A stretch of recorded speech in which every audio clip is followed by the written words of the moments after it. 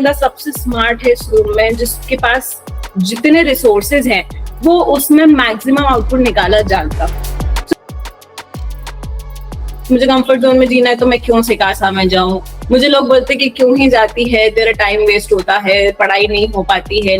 You need to get out of your comfort zone, you need to take a step for yourself कि मुझे better करना है। ये तो सबसे मुश्किल क्वेश्चन पूछ लिया।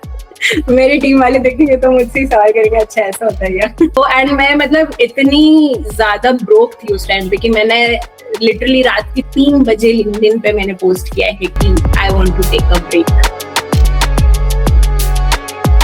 Hello everyone, today we are with another podcast with Eswin Kaur. हम पहले भी एक बार मिले हैं इंटरनेशनल कॉन्फ्रेंस में। This is our second time जब हम एक प्रॉपर पॉडकास्ट कर रहे हैं। पहली बार में हमने बेसिक पेपर प्रेजेंटेशन के बारे में डिस्कस करा था, बट इसमें we will getting a holistic view about जो सीए के इवेंट्स होते हैं उनके बारे में, स्टडी के बारे में, how she manage everything. Eswin, पहली बात तो आपको मोस्ट प्रोबब्ली लोग जानते होंगे, बट जो नहीं जानते उनके लिए एक small overview please. Okay, so first of all, thank you so much for inviting me to your podcast. It's really an honor to such a long time. And Anshu को बहुत लोग जानते होंगे. So yeah, for my introduction, I am 2 into Best Paper Presenter, international host, international paper presenter, 2 into Best Article winner, star contributor, 3 into ICI Guest Speaker Awardee, and more you can find on LinkedIn. Thank you. जब आपने starting किया था CA course, what was your view? Like 12th के बाद में ये decided था कि you are going to pursue CA, और कैसे चीज़ें हुई? Not really decided. मतलब I guess when we went after 12th, तो मुझे कॉमर्स में ये था कि I wanted to do a course which is the most respected and which has great fame in the society. And then I went to my mother क्योंकि हर decision making मेरी mother से शुरू होकर उन्हीं पे खत्म होती है. So I asked her and she said कि yes, I guess CA is the one which will give you what you want. It's not about money, it's not about fame, it's about earning the respect because we live for respect majorly. So she said कि you should pursue CA and you see अगर आपको जमता है तो it's not a pressure, you see. तो मैंने मतलब बस उस टाइम आई वुड से कि मैं इतनी बच्ची थी कि मैंने बस फाउंडेशन की बुक्स खोल के देखा कि हाँ ये तो मुझे जम रहा है तो मैं इसको कर लेती हूँ एंड आई स्टार्टेड सीए। जैसे फाउंडेशन आपने स्टार्ट किया था तो इंटर हुआ, फाइनल में अभी तो आप हो करेंटली, तो इसमें एग्जाम के बीच में कैसे आपने प्रिपरेशन करी और क्या व्यू रहता था आपके एग्जाम के टाइम पे? क्योंकि बेसिकली अभी एग्जाम आने वाले हैं, तो उन स्टूडेंट्स के लिए आपका क्या सजेशंस रहेगा? See at every phase I would advise different. मतलब फाउंडेशन वाले को ऑब्वियसली इतना पढ़ने की जरूरत नहीं है जितना इंटर वाला पड़ेगा, और इंटर वाला उतना कंसिस्टेंसी, मतलब इंटर में भी कंसिस्टेंसी जरूरी है बट फाइनल में जाके चीजें बहुत ज्यादा कॉम्प्लिकेटेड हो जाती है because I think Anshu knows better because he is pursuing industrial as well. तो इंडस्ट्रियल और आर्टिकलशिप के साथ कैसे पढ़ाई को मैनेज करना is a whole different task. But for foundation, inter, final, I think some Cs are common. सबसे पहला सी कंसिस्टेंसी है। कंसिस्टेंसी अगर आप में नहीं है तो आप लाइफ में कुछ भी नहीं कर सकते, let alone be CA. So consistency, having a great level of consistency is very important. I think मुझे फाइनल ने कंसिस्टेंसी बहुत ज्यादा सिखा दी है बिकॉज इवेंट्स मैनेज करना, पढ़ाई मैनेज करना, फैमिली मैनेज करना, फ्रेंड्स मैनेज करना, इट्स वेरी डिफिकल्ट। और ये मैंने मेरे ब्रेकडाउन के बाद ज्यादा फील किया है। तो consistency very important. Having clarity is very important. Clarity आप में तभी आएगी when your why is clear. So और consistency भी आपकी तभी बन पाएगी जब आपको clarity है कि मैं क्या कर रहा हूँ और क्यों कर रहा हूँ. So consistency is important, clarity is important, confidence is important in yourself. क्योंकि आपको clarity है, consistency है, but every day अगर आप में ये question आता है कि मैं कर पाऊंगा या नहीं, मैं नहीं कर पाऊंगा, आप में negativity भर जाती है लोगों की, तो then you'll not be able to progress far. So confidence in yourself is very important in everything that you do. And after my breakdown, I guess मैंने 2 C और add कर लिए हैं उसमें. That is crisis management. कोई भी मतलब life perfect नहीं है. It's always like this. So crisis management सीखना और उस चीज को करना is very important. And last, I would say is consciousness. You need to be consciously aware in everything that you are doing. That is EQ. Because pressure आना जरूरी है लेकिन सेल्फ डाउट नहीं आना चाहिए उसके साथ में ना। Exactly. What is your biggest distraction during the exam? अगर इस डिस्ट्रैक्शन किसी को है तो उसको अवॉइड कैसे करें उस टाइम पे? डिस्ट्रैक्शंस तो इतने सारे हैं कि मैं सोच रही हूँ कौन सा सबसे ऊपर आएगा. डिस्ट्रैक्शन आई वुड से सबसे बड़ा सेल्फ डाउट ही है कि नहीं हो पा रहा है. बिकॉज मतलब सीए स्टूडेंट्स के लिए डिस्ट्रैक्शन फैमिली या फ्रेंड्स नहीं होते हैं कि इनको टाइम दे दिया तो ये मेरे डिस्ट्रैक्शन है. नहीं, डिस्ट्रैक्शन इज सेल्फ डाउट. कि अगर मैंने एक जगह पेपर प्रेजेंटेशन में अप्लाई किया और मैं रिजेक्ट हो गई तो सेल्फ डाउट आ जाएगा कि मेरे से नहीं हो रहा, मुझे कुछ नहीं आता. आर्टिकलशिप में आपके जूनियर ने आपसे कोई डाउट पूछ लिया और आप भी सोच रहे हो कि अरे हाँ इसमें क्या करेंगे, ये तो मुझे भी नहीं आता, तो मैं सीनियर कैसे बन गई, मैंने लास्ट ईयर क्या किया. तो इस तरह की चीजें आप में सेल्फ डाउट भर देती हैं. And self doubt is your biggest distraction, क्योंकि एक बार आप उस नेगेटिविटी में घुस गए और आपको उसमें से कोई निकालने वाला नहीं है तो इट इज इम्पॉसिबल कि फिर आप you can continue like consistency which I mentioned, वो सब खराब हो जाता है, आपका पूरा रूटीन खराब हो जाता है. एग्जाम के टाइम पे जैसे मोबाइल का सबसे ज़्यादा रहता है, तो बिल्कुल उसको छोड़ना सही है या फिर बाकी चीज़ें अगर आप सपोज करो आप कंटेंट क्रिएशन कर रहे हो और आपका कुछ और भी काम है तो उस चीज़ को कैसे मतलब स्टॉप कैसे करें एक टाइम के बाद में कि इतना ही यूज़ करना? यार ऑनेस्टली इसलिए कंटेंट क्रिएशन ना बहुत सारे लोग चाह के भी नहीं करते हैं, क्योंकि ऐसा होता है कि एक टाइम पे आपने शुरू कर दिया और आपको व्यूज आ रहे हैं, लाइक्स आ रहे हैं, तो उसको बंद करना बहुत मुश्किल हो जाता है. फॉर एग्जाम्पल लिंक्डइन जब मैंने शुरू किया था एक पॉइंट ऑफ टाइम पे I was getting great engagement, but किसी रीजन से मुझे उसको बंद करना पड़ा और वापस से फिर लिंक्डइन को बिल्ड करना वॉज रियली डिफिकल्ट. फिर वो बिल्ड हुआ नहीं उतने अच्छे से जितना होना चाहिए. मतलब it took a lot of time, eventually I reached there. तो फोन अवॉइड करने के लिए एग्जाम आ रही है जैसे, तो सबसे important I would say is prioritize. मतलब एक टाइम बांधो. अगर आप पहली बात तो कंटेंट क्रिएशन अगर 6 महीना आप अवॉइड कर सकते हो तो कर ही दो, क्योंकि फाइनल की स्टडीज इतनी डिफिकल्ट है कि साथ साथ में हर जगह आपका दिमाग नहीं दौड़ सकता. You need to focus, right. But अगर नहीं हो पा रहा है, आदत है उस चीज की कि करना ही है, तो प्रायोरिटाइज कर लो कि एक हाफ आवर से 1 घंटा मैं कंटेंट क्रिएट करूंगी, 1 घंटा मैं अपने रिलैक्सेशन या लोगों को हेल्प करने के लिए, उनको रिप्लाई देने के लिए रखूंगी, और बाकी टाइम मेरा पढ़ाई पे होगा. तो मैं तो ये करती हूँ कि भाई फोन साइड में रख दो, मम्मी को दे दो, नेट ऑफ कर दो, कोई कांटेक्ट नहीं करना किसी से, पढ़ाई करो उस टाइम पे. That's the best. Now coming to most important interesting part कि आपने सबसे पहले कब स्टार्ट किया था इवेंट्स को अटेंड करना? इवेंट्स को अटेंड करना, सो ओके. सबसे पहला मैंने 2022 में इंटरनेशनल कॉन्फ्रेंस अटेंड की थी ऑनलाइन, जो कोलकाता की हुई थी.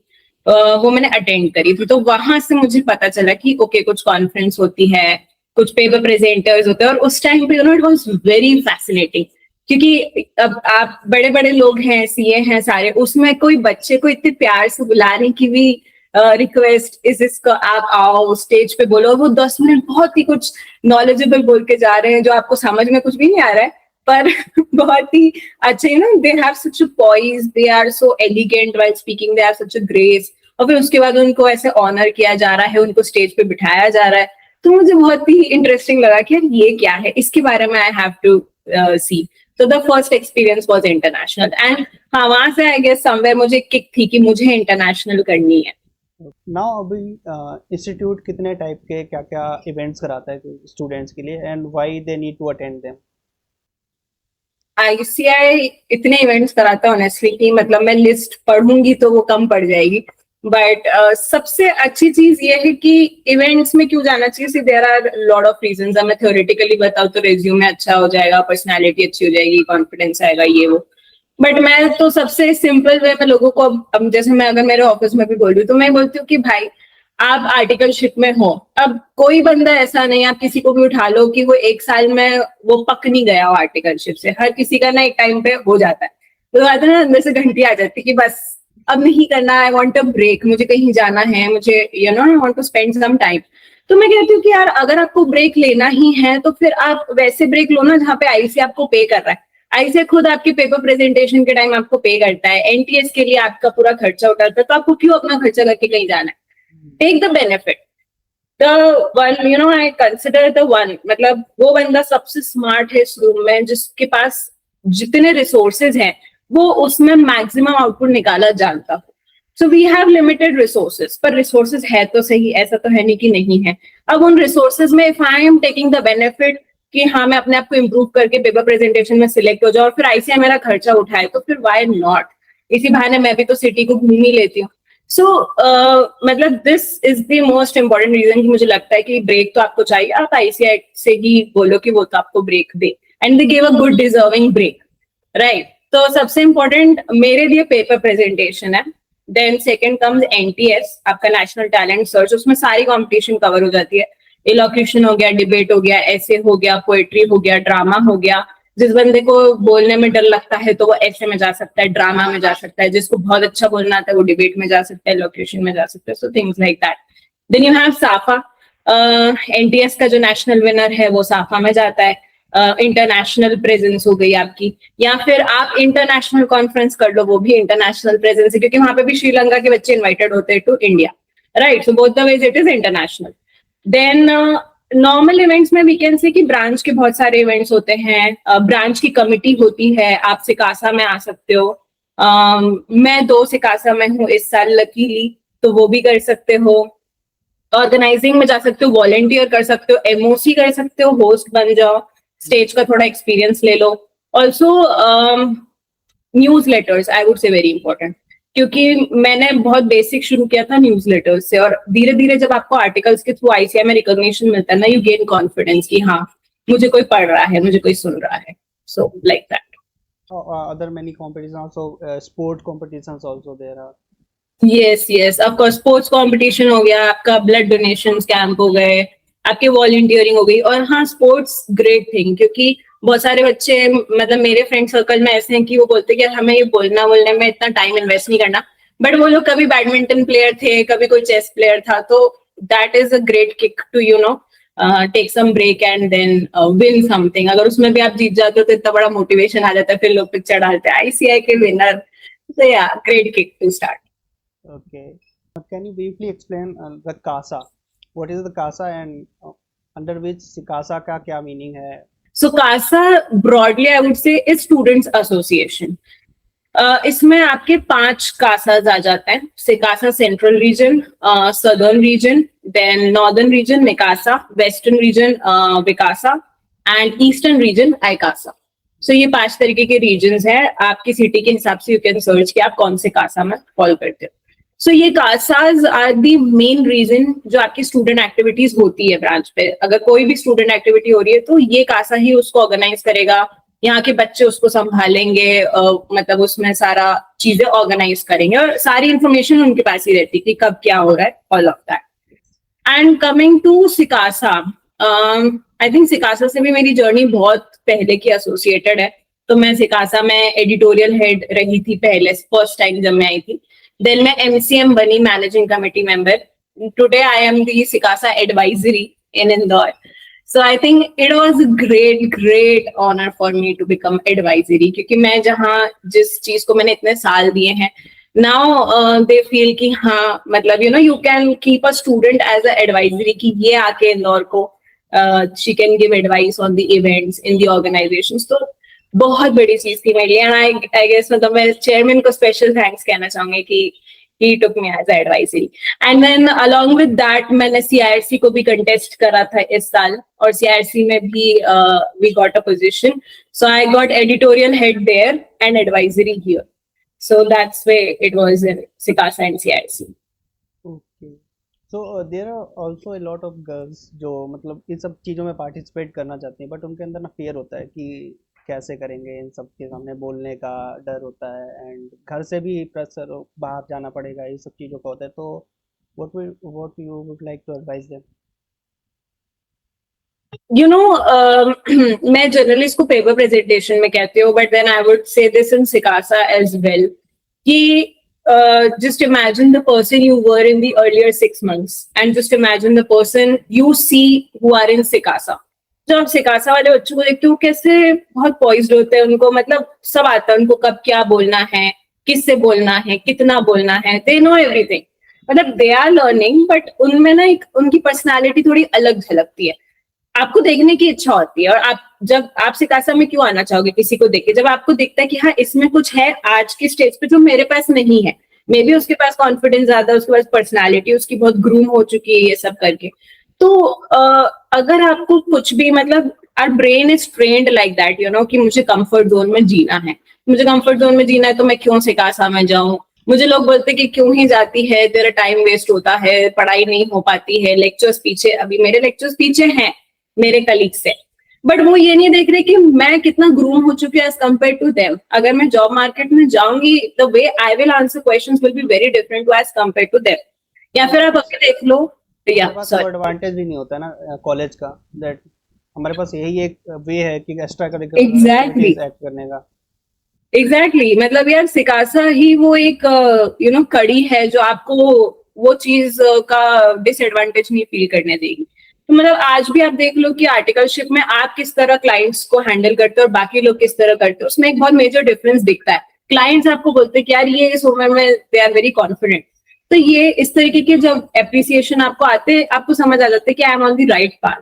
सो you need to get out of your comfort zone, you need to take a step for yourself कि मुझे बेटर करना है। और अगर मुझे मेरा एक गोल है कि जो भी मैं लास्ट 6 मंथ्स में थी, I don't want to be the same person which I was in the last 6 months. अगर मैं वो हूँ गलती से भी, तो फिर I have done a mistake, मैंने 6 महीने बर्बाद किए और मैं उस गिल्ट में नहीं जाना चाहती, क्योंकि अगर आप एक बार उस गिल्ट में चले गए ना, it's very difficult to come back. So मेरा ये है कि कुछ भी करो, पेपर प्रेजेंटेशन करो, इवेंट में चले जाओ, सिकासा में चले जाओ, but you have to do something for yourself. आप कोई मतलब ऐसा अपना एक्सपीरियंस इन सब जो भी इवेंट्स से रहा है, कोई मतलब बेस्ट 2-3 एक्सपीरियंस बताइए ऐसा है कि कुछ मजा ही आ गया हो एकदम से। बेस्ट तो तभी है जब बेस्ट पेपर प्रेजेंटर जीत जाओ। आई गेस सारे ही बेस्ट रहे हैं। अगर मतलब बेस्ट हमेशा you know Anshu, this is the biggest take away that I have taken from my breakdown, कि बेस्ट हमेशा वो नहीं होता जब आप बेस्ट जीत जाओ या फिर दुनिया के सामने you know you have a award to show कि देखो मैं, मेरे पास ये आ गया मतलब मैं बेस्ट। नहीं, द बिगेस्ट थिंग कि हाँ ये चीज अच्छी है, is about the take away, is about the learning. जैसे इंटरनेशनल हुई, अब इंटरनेशनल में आप जीते नहीं जीते वो अलग बात है, बट इंटरनेशनल करना ही बहुत बड़ी बात है, इंटरनेशनल में सिलेक्ट होना बहुत बड़ी बात है। When you are on the pathway of following ethics, आपके लिए कोई भी चीज आसान नहीं है। और मैंने मतलब मेरे दिमाग में ये कोट हमेशा रहता है कि the higher you want to climb the farther you have to fail. तो अगर ऊपर चढ़ने के लिए ना उसके पहले बहुत सारे फेलियर्स आएंगे, रिजेक्शंस आएंगे, बट द थिंग इज कि you have to learn from everything, from every event, to learn from every event. तो मुझे हर इवेंट से कुछ ना कुछ सीखने को मिला, and for that reason I think कि सारे ही इवेंट्स मेरे लिए बेस्ट रहे।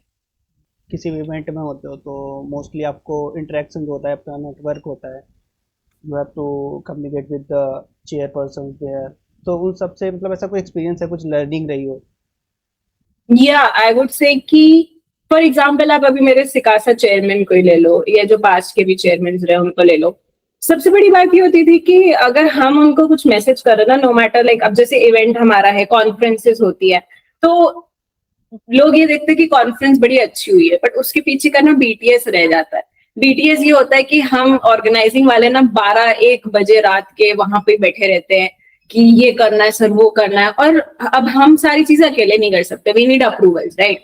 तो हमारे साथ चेयरमैन कहीं भी हो, वो किसी क्लाइंट के साथ बैठे, वो मीटिंग में बैठे, दिन के 4 बज रहे हैं या रात के 12 बज रहे हैं, they are with us constantly कि हाँ यू नो ये चीज है, ठीक है, इसको ऐसे कर लो, उसको वैसे कर लो। मतलब constant guidance, constant availability, constant motivation कि हाँ we need to pull this off, और उसके लिए they are there with us. ऐसा नहीं कि यार मैं चेयरमैन हूँ, बच्चों को मैंने कर दिया ना, मतलब मैंने सिकासा अपॉइंट कर दी, वो खुद देख लेंगे, कर लेंगे, वाइस चेयरमैन कर लेगा, ये कर लेगा, नहीं, दे आर विद अस। तो वो एक जो हम्बलनेस होती है ना इतनी ऊपर जाने के बाद भी, how you need to stay grounded, how you need to stay humble, how you need to stay available for people, वो चीज मैंने उनसे सीखी है। तो मतलब thanks to all the chairman and the guidance, क्योंकि आज आप जो बनते हो ना वो आप आपके मेंटोर्स के थ्रू बनते हो। So it's very important to have great mentors in life, it's very important to have someone, उनको देखो कि उनसे क्या सीख सकते हो, उनसे हम्बलनेस सीखो, वो मैंने उनसे सीखी। Who is for you your mentor? My mentor, biggest mentor is my mother.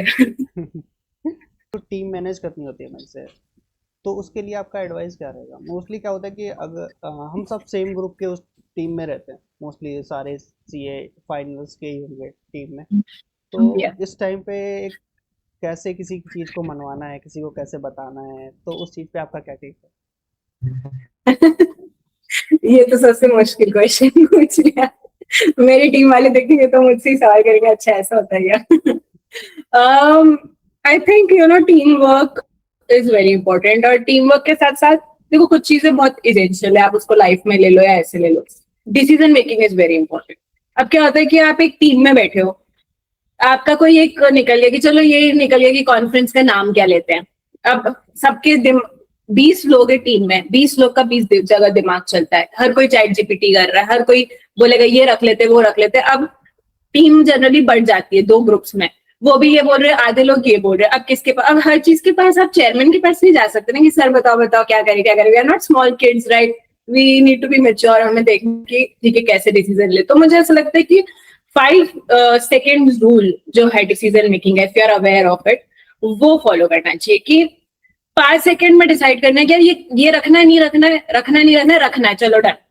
उसके बाद कोई डिसीजन नहीं। अगर 5 सेकेंड में आप वो डिसीजन नहीं ले पाए तो फिर आप 10 घंटे उसी में लगे रहोगे कि क्या करें, रखना है नहीं रखना। मैंने कहा इतना इतना किसी चीज पे you don't have to invest time, your time is very important.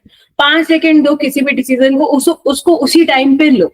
The biggest take away is this कि decision making needs to be faster. बहुत ज्यादा कॉन्स्टेंटली उस चीज को ओवर थिंक नहीं करना कि ये ऐसा वो वैसा। एक प्रॉपर टाइम इन्वेस्ट करा, फोकस के साथ चीज को सोच लिया, उसके बाद डिसीजन मेकिंग को फास्ट करा। मतलब that is, you can say, execution needs to be faster, right, to make an event successful. और दूसरी चीज, be ready to learn and unlearn. ये मैंने पेपर प्रेजेंटेशन में, अब मतलब मेरा इतने पेपर प्रेजेंटेशन करने के बाद ये टेक अवे है greatest, and for the team also, कि आप जैसे अगर मैं अपनी बात करूँ तो मैंने अभी तक बहुत सारे इवेंट्स कर लिए और करवा भी लिए, तो मैंने बहुत सारी चीजें सीख ली।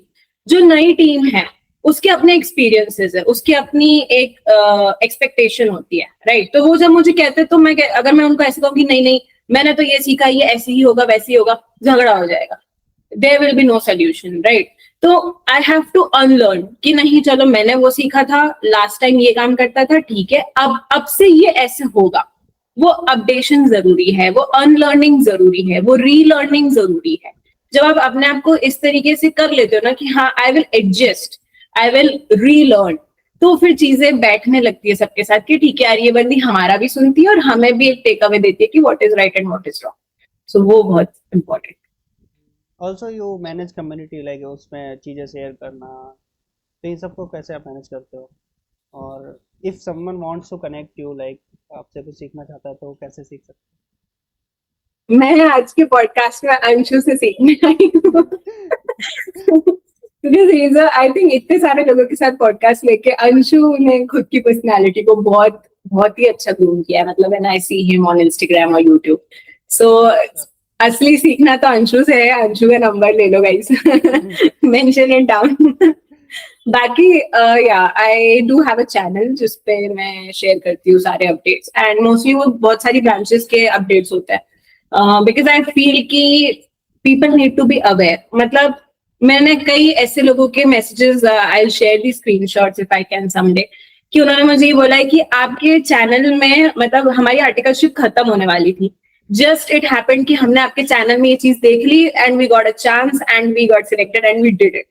तो वो है ना, एक रिग्रेट नहीं रह जाना चाहिए कि यार शिट मेरी आर्टिकलशिप खत्म हो गई, मैंने कुछ भी नहीं किया। जब हम बाद में फोटोज देखते हैं ना, हम लोगों के वो चीजें देखते हैं, व्लॉग्स देखते हैं, तब हमें बहुत बुरा फील होता है। तो मेरा ये मोटिव है कि किसी को बुरा फील नहीं होना चाहिए, चीजें कर लो, जितना टाइम मिला उसको इन्वेस्ट करके कर लो। सो उसके थ्रू जो एक हैप्पीनेस मिलती है, आई थिंक वो बहुत बड़ी चीज है। सो one should follow channels like this. One can follow ICI के ही ऑफिशियल अपडेट्स को आप फॉलो कर लो, उनके इंस्टाग्राम पेजेस को कर लो। And how do I manage, मुझे लगता है मुझे अच्छा लगता है बस करना। जो चीज मुझे अच्छी लगती है ना, वो मुझे अपने आप से किक देती है कि yes I want to do it for the students. That's the biggest thing.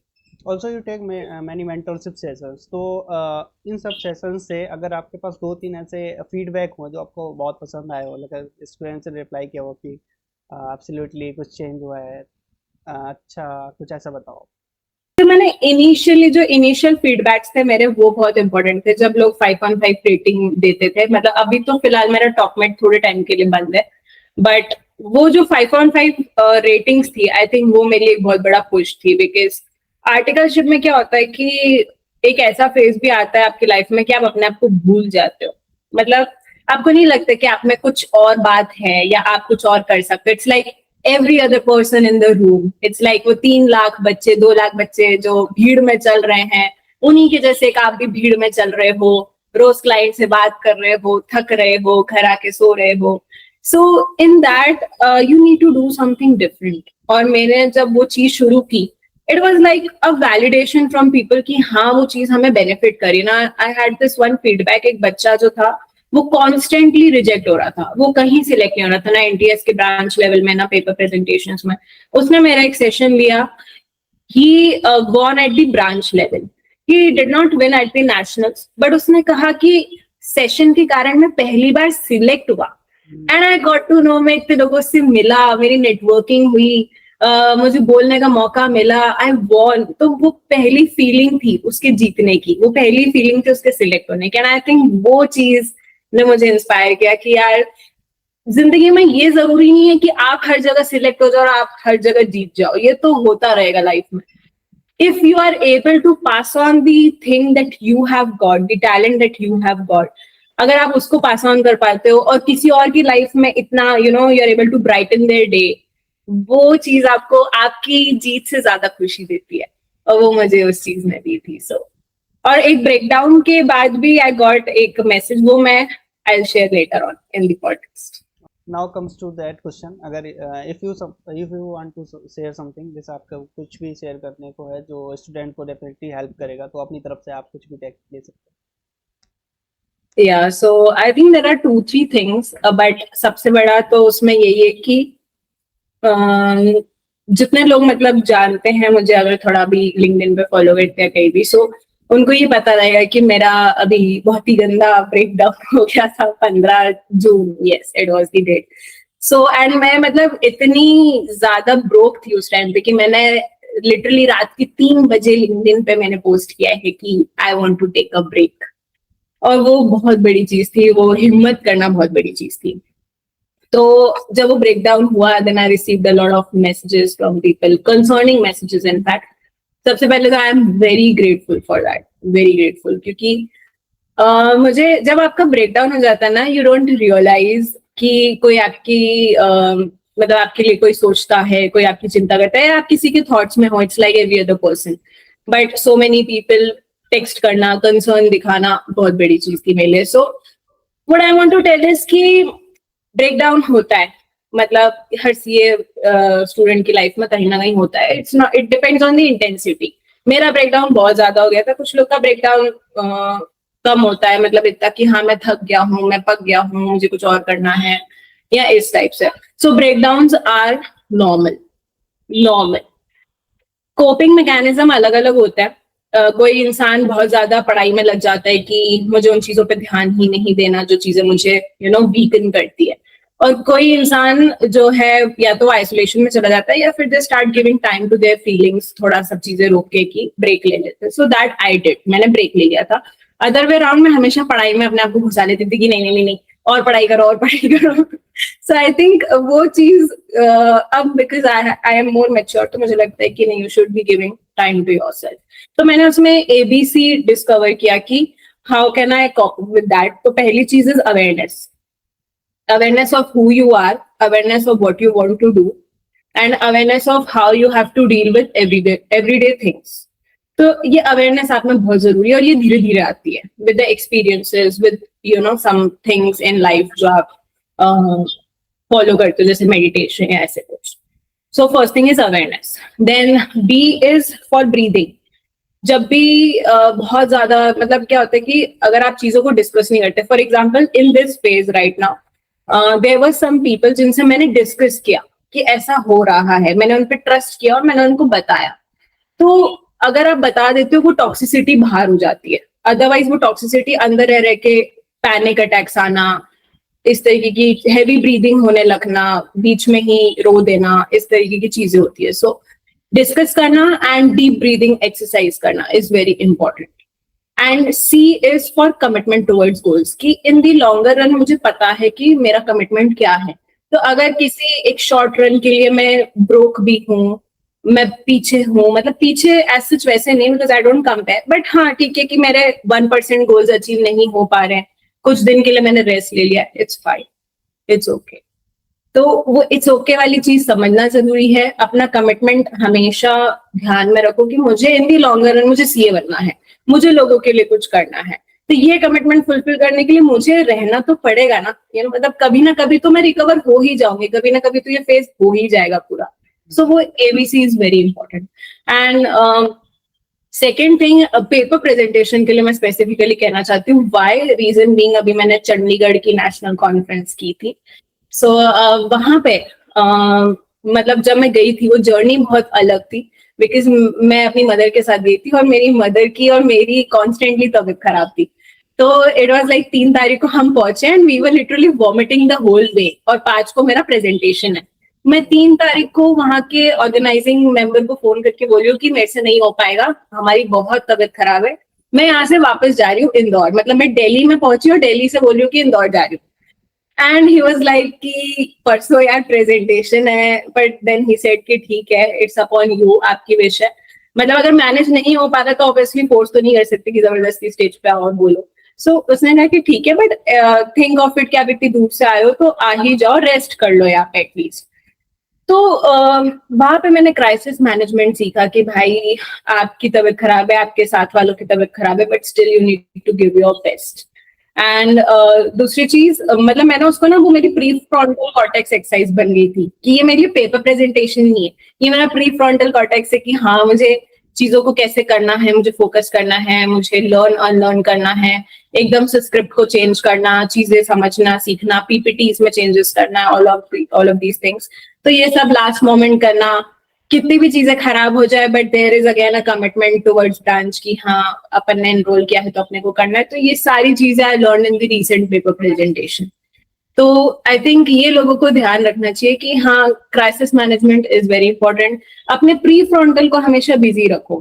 मतलब एज अ CA स्टूडेंट आपका जो पढ़ाई है वही आपको इतना बिजी रखता है कि नहीं समझ आता है, but paper presentation is the best way to do it. क्योंकि मतलब जब मैं क्लाइंट को कोई प्रोविजन समझाती हूँ ना, तो पहले मैं उसको ऐसे समझाती थी कि सर एज पर इंडिया का ये provision, sir as per this section. वो बोलते थे कुछ नहीं समझ आ रहा, आप प्लीज सिंपल भाषा में मुझे बताओगे इसका क्या मतलब है. तब आई गॉट टू नो कि हाँ पेपर प्रेजेंटेशन इसलिए जरूरी है बिकॉज कितना कॉम्प्लेक्स टॉपिक आप ले लो, मेटावर्स ये वो, इजी से इजी लैंग्वेज में अगर आपने उसको समझा दिया ना, that's the main thing, that's the point, that person will win in the game ahead. तो ये चीज आपको पेपर प्रेजेंटेशन सिखाती है. NTS क्यों नहीं बोलती, because NTS is a competition कि हाँ मुझे इससे जीतना, मुझे उससे जीतना, मुझे यहाँ जाना वहां जाना. Paper presentation is to simplify everything as easy as you can, and that's the goal of life. किसी ने कहा भी था ऐसे कि अगर आप किसी डिफिकल्ट चीज को इजी वे में समझा नहीं सकते तो that's mean you have not learn that thing. Exactly. तो मुझे लगता है पता है ICI ने हमारे लिए ऑलरेडी सब कर रखा है कि इनका ब्रेक डाउन हो जाएगा, इनको मैं अपने खर्चे पे थोड़ा देता हूँ ब्रेक, इनको चीजें समझने आनी चाहिए कि कैसे समझाना, सब ICI ने सोच रखा है. आपको बस दिमाग लगाना है, just need to have the correct mentor जो आपको समझा पाए कि ऐसा ऐसा करना है. After observing these all things, do you think there is a need of improvement like in events? ICI के लिए आपको कुछ suggestions रहेगा ऐसा कुछ? ICI के इवेंट्स मोस्टली तो बहुत अच्छे से होते हैं. मतलब हर ब्रांच का देखो हॉस्पिटैलिटी और ये सारी चीजें अलग रहती है, बट मोस्टली तो वो बहुत अच्छा कंडक्ट करते हैं. मुझे एक चीज लगती है, मेरा ऐसा सजेशन है कि मतलब मेरा एक पर्सनल लाइफ एक्सपीरियंस है कि जब हम एनुअल फंक्शंस में जाते थे स्कूल में, तो क्या होता था कि हमारे पेरेंट्स सामने होते थे, राइट. तो हम उनके लिए परफॉर्म करते थे, हमें खुशी होती थी. मतलब हमारी नजर ना ऑडियंस पे नहीं रहती कि कैसा लग रहा है, हम अपनी मदर को देखते कि उनको अच्छा लग रहा है, उनके चेहरे पे स्माइल है, मतलब आई एम डूइंग गुड. ये चीज मैं कॉन्फ्रेंसेस में बहुत मिस करती हूँ कि ICI में नहीं है. मतलब ICI में एक ये प्रोविजन नहीं है कि यार अपने पेरेंट्स को ले जा सकते हो, उनको दिखा सकते हो. तो भाई आप परफॉर्म कर रहे हो पर किसके लिए परफॉर्म कर रहे हो? After all I am doing it for my mother. I am doing कि उनके चेहरे पे मैं यूं ना खुशी देख पाऊँ. और वो फोटो से नहीं होता, वो एक जो लाइफ फीलिंग आती है वो अलग होती है। तो मैं चाहती हूँ कि ICIR ये प्रोविजन दे कि भाई कोई एक पेरेंट को आप ला सकते हो, उनका खर्चा चलेगा, या चलो हाफ दे दो, बट करो यार थोड़ा सा कि ठीक है एटलीस्ट हम उनको खुशी तो दे पाए। तो आई थिंक वो एक चीज है इवेंट्स में होनी चाहिए। बाकी तो देखो ICI खर्चा उठा रही है, खाना पीना देती है, घूमने फिरने का देती है, सब ICI कर ही देती है। The biggest take away again is resource use करना, नेटवर्किंग करना, सही लोगों से कनेक्ट करना, चीजें सीखना, अनलर्न करके रीलर्न करना, that is the biggest take away.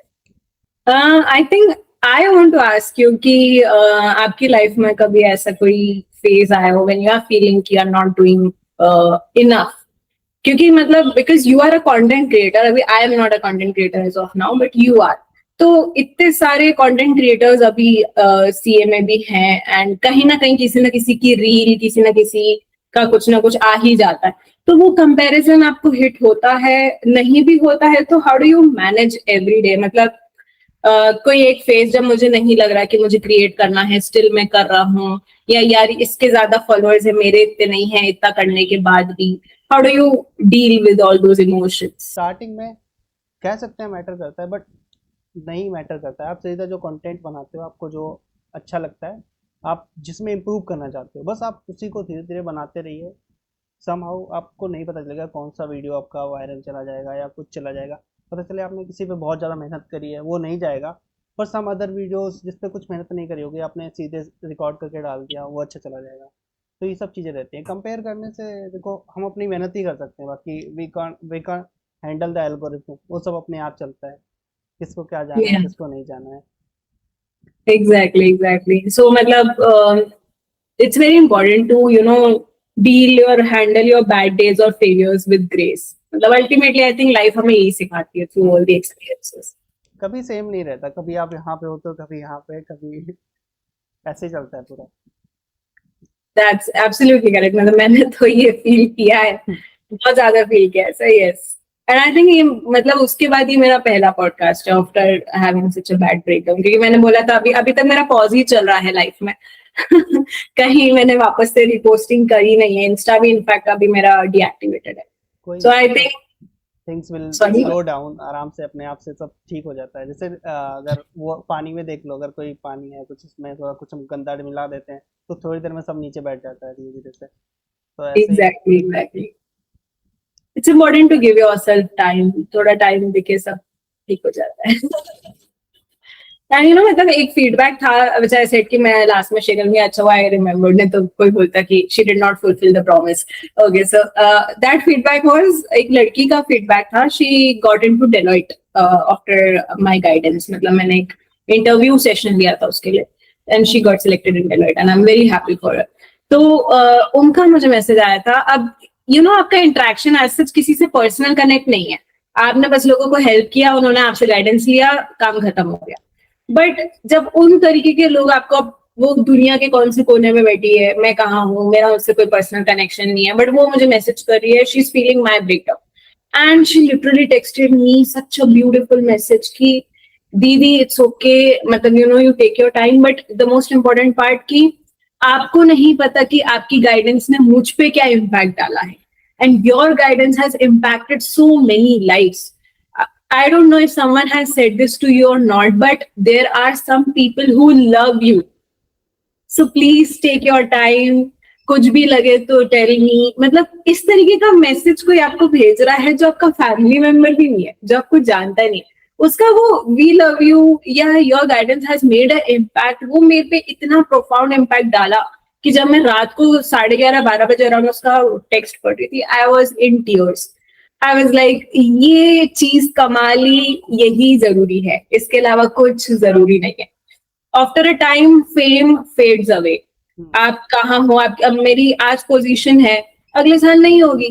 तो पोजीशन नहीं है, ब्यूटी नहीं है, फेम नहीं है, पैसा नहीं है, आ रहा है जा रहा है. What remains is respect. And if I से, मैं तो पहले CA में आई इसलिए थी कि मुझे रिस्पेक्ट चाहिए थी.